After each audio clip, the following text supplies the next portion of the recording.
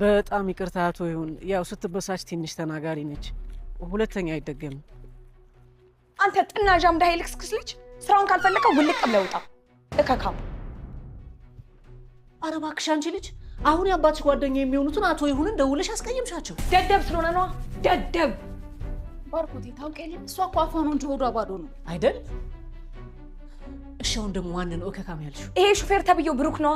ብሩክ አብሮ አደግሽን? አዎ ምን ነው? ሆዷ እኮ ባዶ ነው። ብሩኬም ይረዳታል። ኧረ እባክሽ አንቺ ልጅ እና አብሮ አደግሽን ነው እንዴ ሰደብሽው? የኔ ፍቅር ምን ነው አሽቃበጥክ? ከፈለክ አዝለኸው ዙር። ከና አባት እዚህ እየኖርኩ ስለሆነ በዛውም የማዘል ክብደቱን ትረዳዋለህ። ያው እንግድነት ብሎ ከመጣ ወር አለፈው። ባርኮት አትቀይማት፣ እሷ እኮ አፏ ነው እንጂ ሆዷ ባዶ ነው። እኔ አንዳንድ ሰው ይገርመኛል። በክፉ ቃሉ ያለ ርህራሄ አጋድሞ ያርድህና በመርዛማ ቃሉ ስብርብር አድርጎ ልብህን ያደማና ሆዴ እኮ ባዶ ነው ይላል እንደገና። ይኸውልህ ዘመኔን ሙሉ የማስታውሰው ንጹህ የምትለውን ሸንጋዩን ልብህን ሳይሆን ያደማኝን ቃልህን ነው። ሲጀመር ንጹህ ምንጭ የደፈረሰ ውሃ እንደማይሰጠው ሁሉ ንጹህ ልብም ክፉ ቃል ሊወጣው አይችልም። ምክንያቱም ከልብ ሞልቶ የፈሰሰው ነው በአፍ የሚወጣው።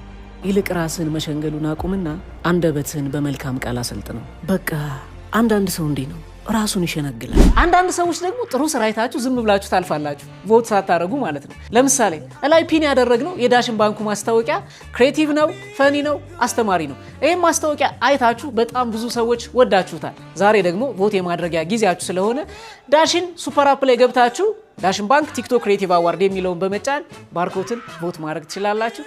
ይመቻችሁ።